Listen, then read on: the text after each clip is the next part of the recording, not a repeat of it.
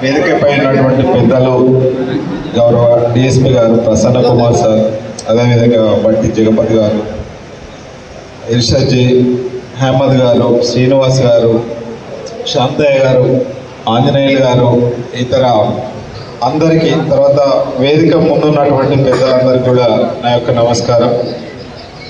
మంచి ప్రోగ్రాం.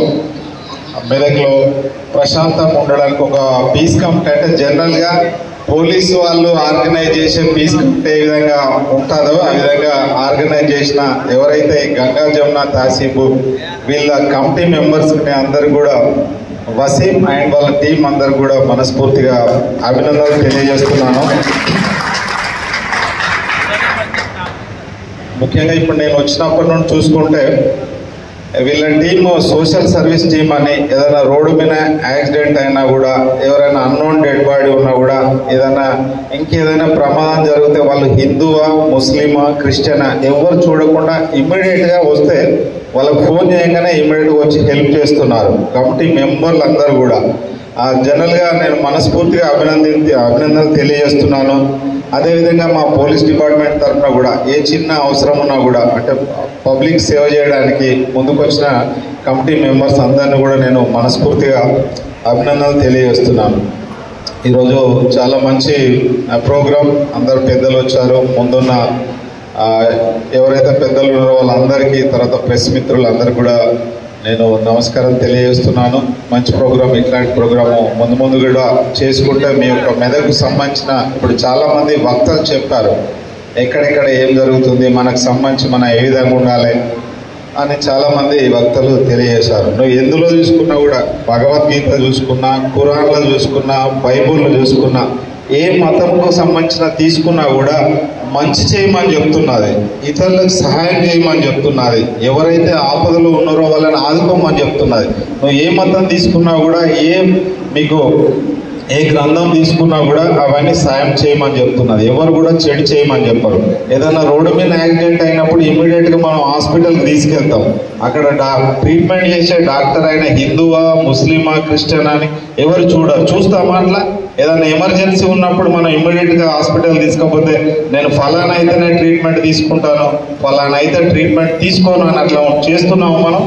ఎవరైనా పర్వాలేదు, ప్రాణాలు కాపాడుకోవడానికి చెప్తున్నాం. ఇప్పుడు ఇంతకుముందు స్టేజ్ మీద చెప్పిన వాళ్ళు చెప్పారు, కరోనా సమయంలో హిందువులు అయితే ముస్లిం డాక్టర్స్, ముస్లిమ్స్ అయితే హిందూ డాక్టర్, చాలామంది సూఫీ డాక్టర్ గురించి చెప్పారు, హెల్ప్ చేశామని. ఆ స్ఫూర్తి అనేది అందరూ మెయింటైన్ చేయాల్సిన అవసరం ఉంది. ఇప్పుడు పెద్దలు చాలామంది చెప్పారు మన భారతదేశ గొప్పతనం ఏంది, మనం ఏ విధంగా ఉన్నాం. ఆ తర్వాత ఇక్కడికి వచ్చిన తర్వాత మెదక్కు సంబంధించి ఇప్పుడు ఒకరింట్లో ఒకరు తినేవాళ్ళం, కలిసి ఉండేవాళ్ళం. చిన్నప్పుడు స్కూల్లో ఉన్నప్పుడు బాగా చదువుకున్నాం, వాళ్ళ పేర్లో మేము తినేవాళ్ళం, వాళ్ళ ఇంటికి మేము వెళ్ళే వాళ్ళం అన్న. ఇదంతా బాగానే ఉంది. కొంచెం పెద్దగా అయ్యే వరకు కొంచెం ఇప్పుడు వచ్చే వరకు ఎందుకు మరి డిస్టర్బెన్సెస్ ఎందుకు వస్తున్నాయి, దేనివల్ల వస్తున్నాయి, అది ఒక్కసారి మీరు ఆలోచించాలి. ఇప్పుడు మెయిన్ ఏంటంటే సోషల్ మీడియా రావడం వల్ల చాలా ఎవడో ఏదో చేసిండని వైషమ్యాలు వస్తున్నాయి, మనస్పర్ధలు వస్తున్నాయి, ఒక కులానికి మతానికి సంబంధించిన విద్వేషాలు వస్తున్నాయి. ఇక్కడ అన్ని మతాలకు సంబంధించిన పెద్దలు ఉన్నారు. కాబట్టి నేను చెప్పేది పోలీస్ తరఫున మేము అందరు సమానమే, మాకు పోలీస్ డిపార్ట్మెంట్కి అందరు సమానమే. హిందూ, ముస్లిం, క్రిస్టియన్ ఏ మతం కూడా ఎక్కువ కాదు, ఏ మతం కూడా తక్కువ కాదు. మా పోలీస్ డిపార్ట్మెంట్లో ఒకటి, ఇప్పుడు మా డిపార్ట్మెంట్లోకి వచ్చిన వాళ్ళు నా పక్క వాళ్ళకు కూడా నువ్వు ఏ మతం కులం అని ఎప్పుడు కూడా మేము చెప్పుకోము. మేము అడగడానికి మాకు రూల్ ఉంటుంది అన్నట్టు, చెప్పుకోవడానికి ఉండదు. ఎవరైనా కానీ అలా ఈక్వల్. అదేవిధంగా మా దగ్గరకు వచ్చినప్పుడు, పోలీస్ డిపార్ట్మెంట్కి వచ్చినప్పుడు కూడా అందరు ఈక్వల్గానే చూస్తాం. మీరు వీళ్ళు వస్తే ఒక రకంగా, వాళ్ళు వస్తే ఒక రకంగా ఉండదు. ఉన్న రోజులు కూడా పోలీస్ డిపార్ట్మెంట్ అందరిని కూడా ఈక్వల్గా చూస్తాం. అందరూ సమానంగా ఉండాలని చూస్తాం, అందరూ బాగుండాలని చూస్తాం. సొసైటీలో ఇప్పుడు మా బాధ్యత ఏంటంటే ఎక్కడైతే మేము ఉన్నామో ఆ ఉన్న పబ్లిక్ అందరూ కూడా సమాజం శాంతియుతంగా ఉండాలి, ఎలాంటి విద్వేషాలు లేకుండా, ఎలాంటి లా అండ్ ఆర్డర్ ప్రాబ్లం లేకుండా ఉండాల్సిన బాధ్యత, చూసుకోవాల్సిన బాధ్యత.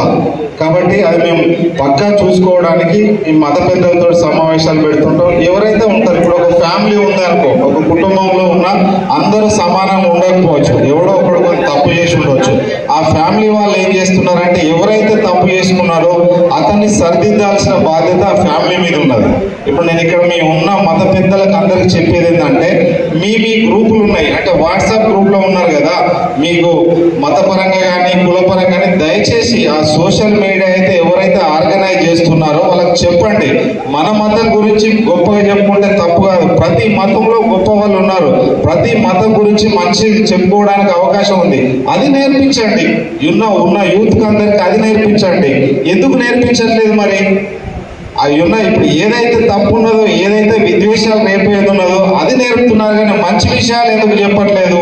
అంటే సోషల్ మీడియాని ఆర్గనైజ్ చేసే మత పెద్దలు ఎవరైతే ఉన్నారో దయచేసి మీరు ఎవరైతే యువకులు ఉన్నారో సోషల్ మీడియా మెయింటైన్ చేస్తున్నారో వాళ్ళకి చెప్పండి. మనకు సంబంధించిన గొప్పతనం, ఖురాన్ గొప్పతనం ఏంది, భగవద్గీత గొప్పతనం ఏంది, బైబిల్ గొప్పతనం ఏంది, ఏ విధంగా మనం ఇతరులను ప్రేమించాలి, ప్రతి దానిలో కూడా మంచి విషయాలే ఉన్నాయి.